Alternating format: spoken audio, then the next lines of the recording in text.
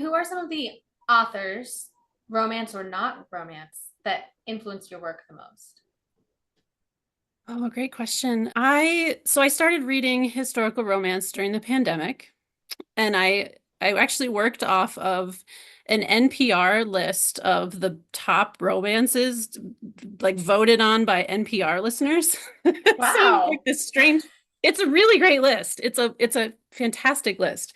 I would say probably the book that I read that I was like, hey, I could belong here, was KJ Charles' A Seditious Affair.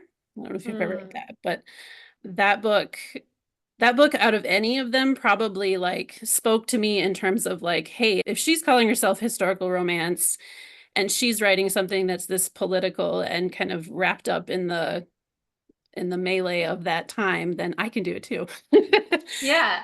Yeah, I mean, there's other. I really like Julianne Long, Cecilia Grant's books, which she only wrote a few of them, but those were a Right. huge influence to me as I was starting to write. Um, and then I guess the other series I could mention is Joanna Bourne, the Spymaster series, which are set in France during the Revolutionary War, really spoke to me in terms of incorporating that real history, like actual history into these books. And yeah, I think those are all romance. I don't really read outside of romance beyond like what I read to my kids.